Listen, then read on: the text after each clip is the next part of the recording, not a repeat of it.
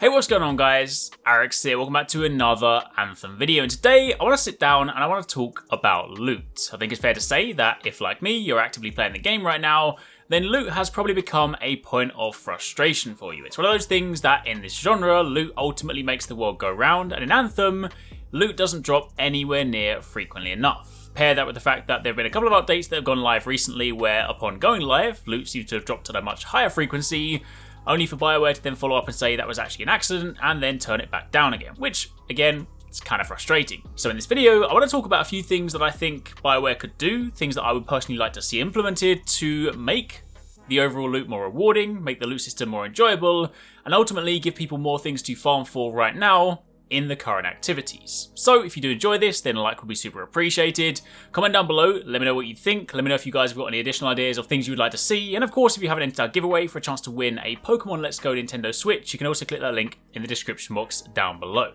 Now, to begin with, I want to start by breaking this into kind of four main topics, and the first one is loot frequency. In games like this, loot needs to reign, right? This is a loot-based game, and you need to see loot all the damn time. Now, to be very clear, I have played my fair share of these games. I've played plenty of looter shooters, I've played MMOs, I've played RPGs. I appreciate that you should not get the item that you want all the time, because if you did, that would kind of stop you playing. So ultimately, the chase for the item you want is what keeps you coming back. However, that doesn't mean to say that you shouldn't get loot at a high frequency. In fact, this past weekend, I've just been kind of playing through Diablo, kind of finishing off my Season 16 character, and it's reminded me just how much that game rains you with loot. You get a ton of loot at the top end, the kind of, higher rarity Diablo's equivalent, when you get in sort of golds and oranges, and even though half the items you dismantle, even though half the time when they drop you're just like, I don't really want that, you dismantle it, you salvage it, you do whatever you want with it, the point is it still drops at an insane frequency. You're going through, you're killing mobs, there's probably more loot than you can carry. In fact, there's normally always more loot than you can carry, but because of that, subconsciously you kind of end up not minding half the time that you're not getting what you want. Like, I'm going through, I'm looking for a few particular items and I don't get them half the time, but because I'm just kind of dismantling hundreds of pieces of gear, you kind of lose sight of that and you just sort of keep going back in and in because you know that it drops so frequently that there is, of course, a chance for you to eventually get what you want. Whereas in Anthem right now, yes, Masterworks can drop from random mobs, they can drop from, random chests, but ultimately, if you want that guaranteed source, you're either going to run through a stronghold and get 1, 2, or 3 at the end, depending on the difficulty you're playing on, or you're going to run through a legendary contract, and given the time investment, even if you have a really good build and you're running through and you can do Grandmaster in like 10 minutes, that's still kind of a fair amount of time to invest for just one Masterwork, right? And therein lies one of the problems. Masterworks, towards Endgame, especially when you're level 30, need to be raining down all the time. Because bear in mind, when you pair that with the fact that Anthem has a pretty broad inscription system, and while yes, they did make some changes recently so that at least when you get an item, the inscriptions should be relevant to that item, there are still a lot to choose from. So in order to get that gear piece that you really want with, let's be honest, something like gear charge plus 100%, or like weapon damage plus 200%, or one of those obvious things you're chasing, it's still going to take you a long time to get there. In fact, you may never even get it. But if you got Masterworks at a much higher frequency, you would be a lot more forgiving because at least you would think, well, you know what, I've got a constant chance to get it. Whereas now, you have to invest like 10-15 minutes on working through a Grandmaster 1 stronghold, or 15 minutes working through a legendary contract for potentially one drop, and then to find that one drop doesn't give you what you want, it's kind of frustrating. So I think definitely the first thing they need to address is the loot frequency. I appreciate right now, Anthem doesn't have the largest pool of items when it comes to abilities and weapons.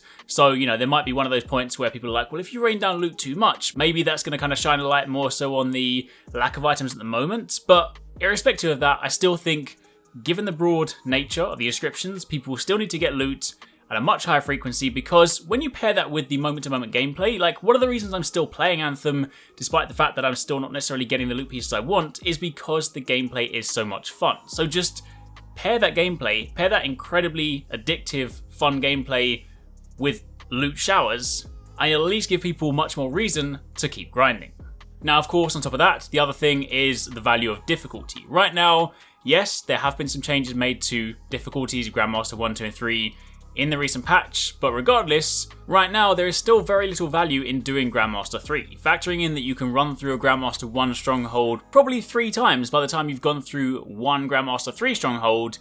The loot that you get from it just isn't worth your time investment. So one of the things they could potentially do, and I think would be really nice to see, would be to make it so that like Grandmaster 3 is the place to be if you want to farm legendaries. Legendaries are of course ultimately what we'll be pursuing right now, but at the moment they're so rare, and it gets to the point where it's like, well, I might as well just run through like 3 Grandmaster 1 strongholds and have more chances at loot from chests and enemies and bosses than doing one Grandmaster 3 stronghold. So right now I just feel like the difficulty doesn't properly reward the time that you've invested in it. So what they could potentially do is make it so that if you complete Grandmaster 3, it has a considerably higher chance at legendaries. Maybe they could even separate Grandmaster 2 and 3 and make it so that Grandmaster 2 gives you a moderate chance at a legendary with like a decent roll, and then Grandmaster 3 maybe gives you like an increased chance of legendaries with like a god roll on it. So that way you get to the point where you're actively pursuing Grandmaster 3, and there's a reason to do that beyond just, you know, a few extra Masterwork drops from the boss at the end. So I think there needs to be much more value in choosing more difficult content. If you're going to do that,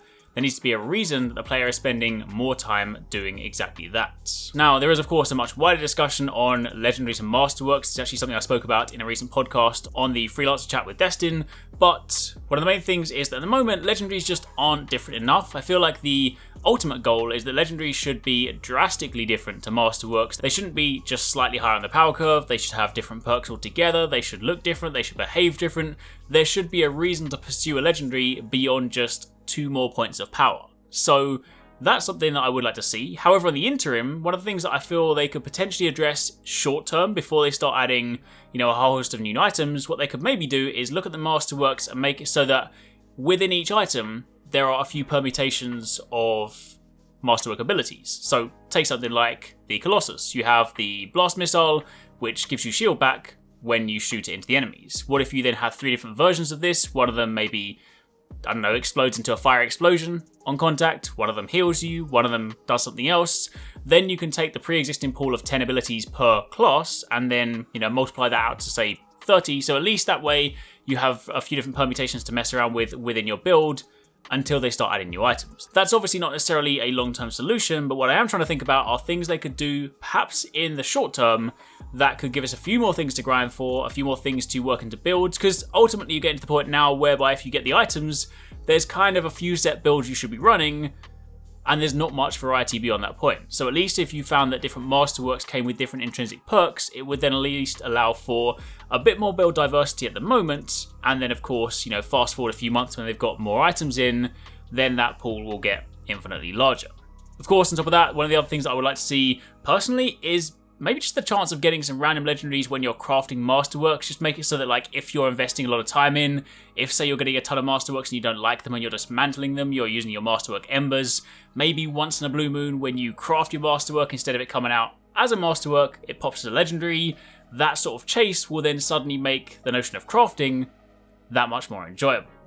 So that's kind of a little rundown of a few things that I would like to see in the interim. So kind of the sort of summary point for that is that the loot needs to drop at a much higher frequency. We just need to be reined in Masterworks and ideally legendaries, but at least Masterworks, so that at least we can kind of feel like we are actively pursuing things, you know, in a much more rewarding manner. We also need to have much more value in the higher tier difficulties. If you're going to select something like Grandmaster 3, there needs to be a much better reason than just like a couple of extra Masterworks. It really needs to be worth your time. And of course, on top of that, perhaps some, you know, short-term item variety, some kind of changes to perks and whatnot, so that way we can kind of get some more diversity using the existing pool of abilities. There are a few things that I would like to see. I'm sure there's plenty more things you guys would like to chat about. Again, if you have any ideas of additional things you would like to talk about, then by all means drop them in the comments down below. But for the time being, that is what I would like to see. Thanks very much for watching, guys. I hope you enjoyed the video. If you want to check out some more awesome stuff from us here at Arekkz Gaming, then you should definitely try to catch 269 and Paradise Central streaming 6 days a week. You can find a link to the multi-stream in the description box down below. They play a wide range of games, and what's more, we also have the Endgame store. By watching their streams, you earn currency, and you can redeem that currency on the Endgame store for really cool prizes. Those can range from things like games, comics, and figures, all the way up to controllers, capture cards, and even consoles. So definitely drop by and become part of the community. Of course, if you enjoyed this video, then make sure you're subscribed and be sure to click on that little bell icon to turn on notifications so you don't miss our next upload. You can watch more videos by clicking on the options here, but once again, thanks very much for watching, take it easy, catch you next time, peace out.